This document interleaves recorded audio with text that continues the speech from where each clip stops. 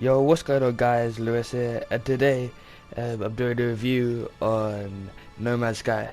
Today I'm going to be just going through the good points and bad points and in my opinion whether you should buy the game.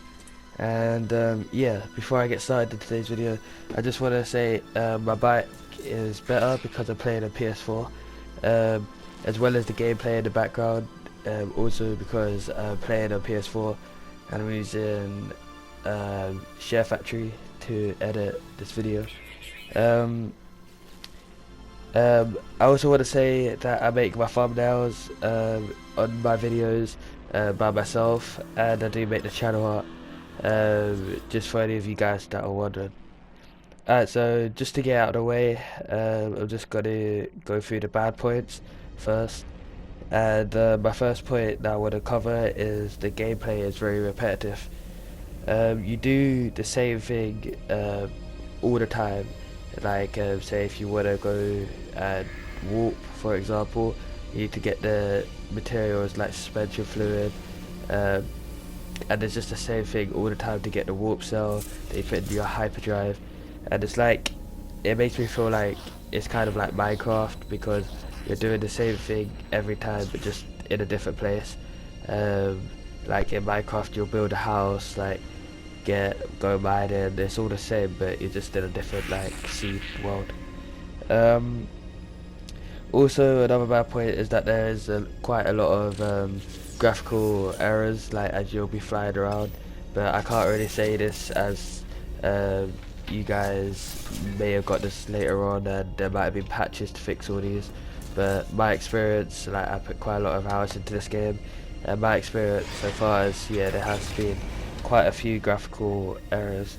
um, for example, I would see something like say a plant or some like gold or something, and I would go up to it, and as I would go up to it, it would be disappear by the time I get there. And it's just stuff like that, like you'll fly through like the big ships, and whereas they should be like solid but they're not, and stuff like that. um, this game is quite expensive. In game, it's £50, and I know some other places like Argos and like Tesco's and all that is the same price. And I do think it's quite expensive for an indie game, even though it does look quite pretty and there's no other games kind of like this out there. I do think it is really expensive just for this game, but that isn't really the developers' fault because the people who made this game was a little indie company with about 12 people in it, and they made other games that are PS Vita games that I played on my PS Vita, that were like £10 each. So I think if Sony didn't put so much money into it, or if they didn't put any money in it at all, it probably would have been a better game. It probably been cheaper, say around £30 or something, and it would have been available on all platforms for you Xbox guys out there. Um, yeah, another thing is the characters have like the characters you go up to in space stations and stuff. I feel they have like no emotion. Like there's different races and stuff, but in my opinion, I don't think they have any emotion. They're kind of the same generic people, alien kind of things. There's different races. As I know of so far, there's about three, but in them races, they're just the same character, just copy and pasted like as many times as you see the people. And I just think that if they added something different to each of the characters, you would have felt a bit of emotion each time you go and talk to them, or you like give them something. And I would have liked it if they made it so you feel like sorry or some emotion, um, so it makes you feel like you have to do that thing for them. Um, Also another thing that is quite a big issue with this game is the draw distance. The funny thing is you can see planets like they're outer space, but you can't really see um, like the draw distance is really bad. Like you can't see that far. I think it's like a few football pitches you can see in front of you and that's it. Um, and that really does affect the game because you're made to think that it's a massive planet, a massive universe, massive galaxy, and you can explore it all.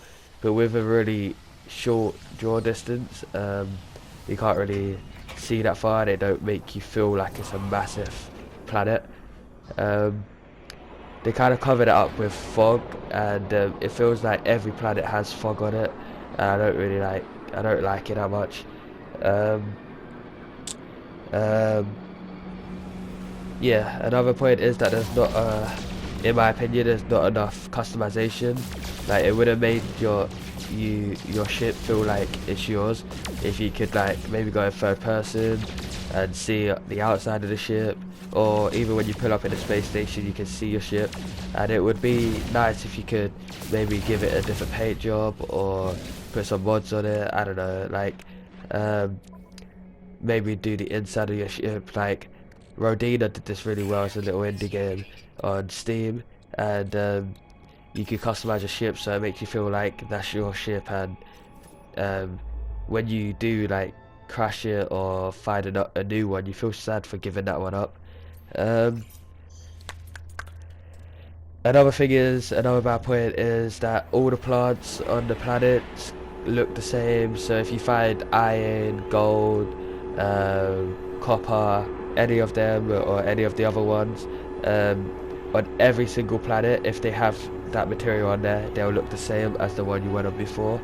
And that makes you feel like you would think that they'll be different on different like universes or solar systems, but it makes you feel like that you've already explored it, and it makes me feel like anyway that you've already explored that area, and you got nothing really else to see because you've already seen them on previous planets. And it makes you feel like you don't want to go to all the other planets. Like they say there's like 8 quadrillion planets, but I don't really see the point, and I think a lot of other people don't see the point as well. Going to all the planets if you're just gonna go there to see exactly the same thing as you saw on the first planet you went on. So it kind of makes that bit of the gameplay a bit more boring because you don't feel like you want to go to every single planet because it's wasting your time. Um, that's kind of all the bad points I've got at the moment. There's other things like I wish you could see your character and customize your character, but like it's not big points, and I'm not too fussed about that stuff. So let's go on to what I think is good about this game. Um, yeah, the main feature of this game is that it's got big galaxies, and you can explore all the galaxies. So it's a massive sandbox that you can go in. But to me, like this going back to another bad point, the galaxy's big, but it feels like it's a massive sandbox that's just been duplicated 8 quadrillion times, and it does get a bit boring in that sense. You can put a lot of hours into this game, so you do get your money's worth out of it, because I've put, I'm not too sure, but I've put quite a lot of hours into this game, and there's always something to do. Like you've always got to do something, like either getting a new warp cell to go to the next galaxy, or you gotta get the ingredients to upgrade your gun or your ship if you found a crashed ship. There's always something to do, so you always wanted to come back. But yeah, another point is that the game looks really stunning. For an indie game, it looks really nice, and it's one of the best looking games out there in my opinion. Like when you see over the horizon, or when you look up into the sky, you see the other planets. It's really nice looking, and I think that's probably one of the big selling points for the game. And it keeps people wanting to come back because it's more of a kind of wallpaper in my opinion than a game, because you go on the game and you see the lovely views, and I think if it didn't have that beautifulness about the game, it wouldn't have sold that well. Another thing is, my last point is that instead of buying the game for £50, I'll try and get it cheaper. Like I had a voucher, so I got it, I had a voucher because I sold some games, and I got it cheaper. Um, but yeah, I do recommend this game. Like, it is really good if you wanna, it's different. So if you're kind of bored of the average games, this is like a game that you can get. But yeah, I don't think you should get it for £50, and that is the real, in my opinion, killer point of this game. So overall, I think that it has got more bad points than good points, but I think it's got still a lot of patches to come out for it. And once the patches come out that fix some of the graphical errors and things like that, I think it could be a real good game and good testing for games of the year. Thank you guys for watching, and until next